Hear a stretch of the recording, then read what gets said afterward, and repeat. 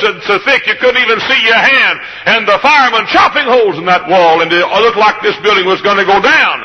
And I can recall going over here and putting my hand on the other side of the building and saying, God, save that building. Please save it. There's no place we could meet in town. Please save the building. And God miraculously, you know, the Saturday night before the fire, our insurance company had told our deacon board that our fire doors would not take care of a fire. And they had put our premiums way up high, and the deacons had voted the Saturday night before the fire to put new fire doors, because if we had a fire in the building, it'd destroy this building.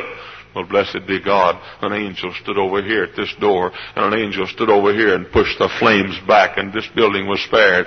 And the next Sunday morning we walked in this building with it soaked and charred by smoke, and we had no place to put the nurseries, but that couldn't stop us. We kept on going. We even grew, had nursery in the hallways, and Sunday school classes meeting in buses, and in the alley. And got a building over here in the annex, and quickly put up studs in 1 week.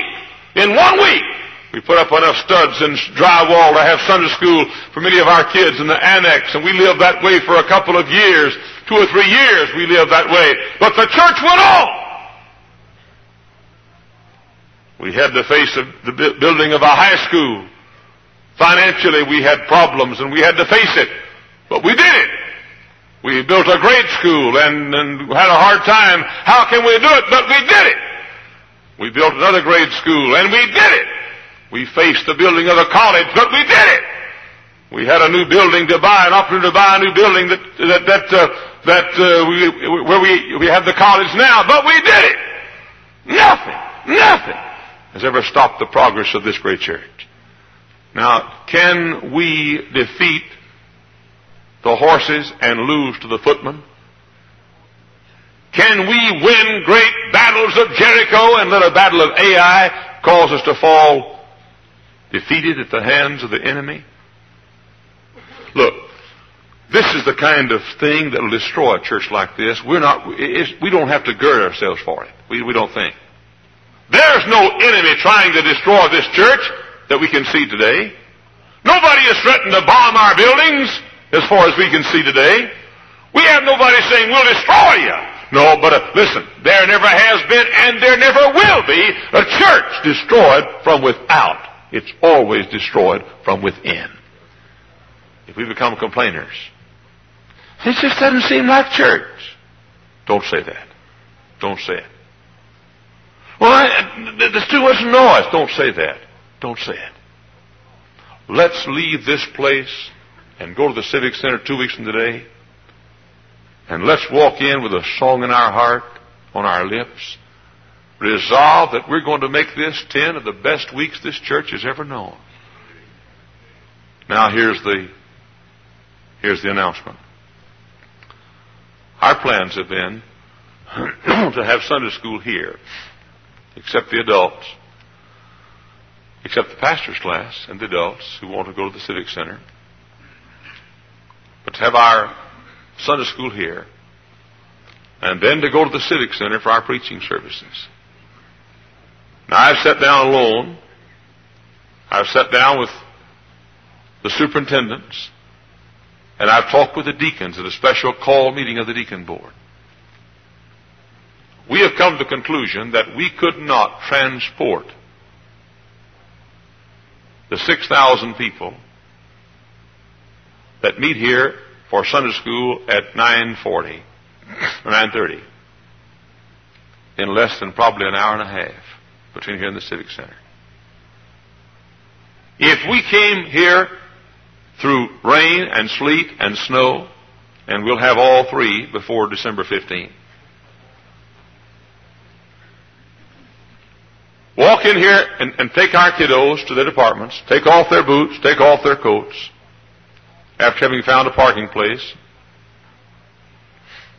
Then we stay for an hour, and then we come back to get our kiddos from Sunday school and take them to the Civic Center.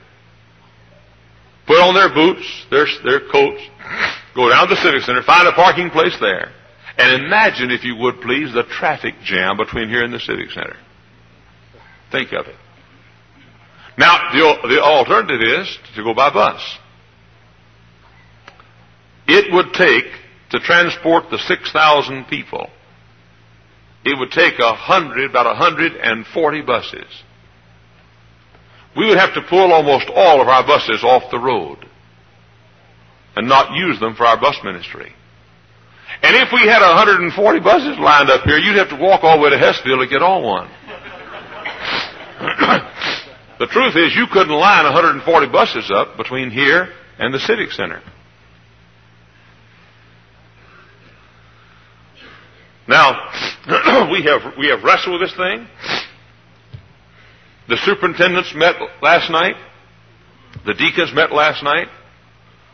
Not a deacon present, and not a superintendent present could think of any other plan but this. And the deacons voted to adopt this plan. Have I told you how wonderful you are, Lily? Have I told you how great you are and how you respond so positively to every suggestion? Have I told you how nice you look this morning? When my eyes open, I will. We're going to have to disband our A Sunday school for 10 weeks. And only have a large preaching service in the Civic Center, so that all of us can only make one trip to one building. Which means that the only thing that will be used during a Sunday school time at 9:30 for the next 10 weeks at this church will be the nurseries. Which means that from the beginners and up, we'll all go to the Civic Center at 9:30, have one giant service ending at 11:30, and dismissing at 11:30. That breaks your heart, doesn't it, that 11:30 idea? But that's all we can do.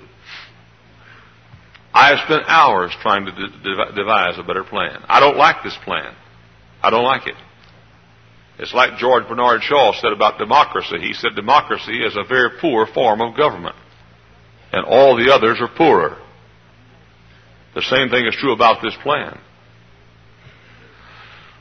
There's no way in the world we could even, somebody said, how about keeping our teenagers here? We'll have 1,200 teenagers a Sunday in a Sunday school this fall. Now, you know what that means, Sunday school teachers? That means that all your fall program plans can be used in the spring. The ice cream, you can give it out in the spring. The candy, you'll just have to gain a lot of weight. You say, I don't like it. I don't either. But there's no other choice. There is no other choice. Our deacons talked and talked and talked, came up with nothing else. Our Sunday school teachers, our superintendents talked and talked and talked, and unanimously agreed this is the only plan we can have. That means that we'll have beginners. We have enough rooms in the Civic Center for the beginner. Now you know why I said Civic Center this morning so many times.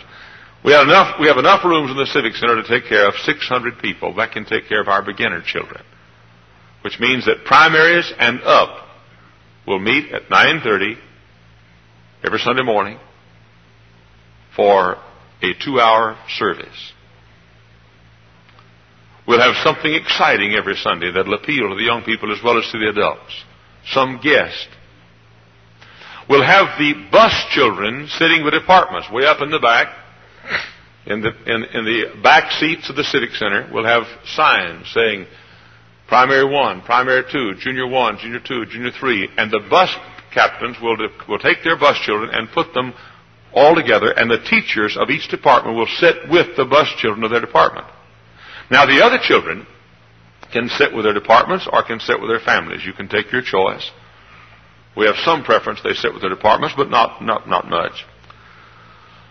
We'll ask all the Sunday school teachers and superintendents to go to the departments unless you sing in the choir. In that case, you won't have to. But we'll ask you to sit with your departments in order to keep order. Somebody said, is it light enough up there in the back of the Civic Center? I want it dark so I can't see all the kids misbehaving up there while I'm preaching. In fact, I'm going to get me put the main crowd on the main floor, individual chairs, and get me some blinds and do it like that so I can't see upstairs and see what's going on. You say, won't we have a lot of noise? We sure will. And I can just see it now. I can see right in the middle of the sermon. I can see that kid going, phew, here comes the airplane.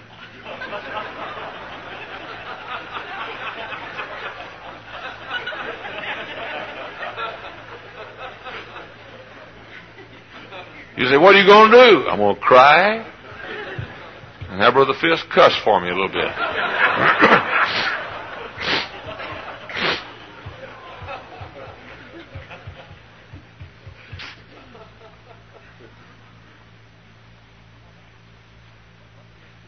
Now, that's the plan.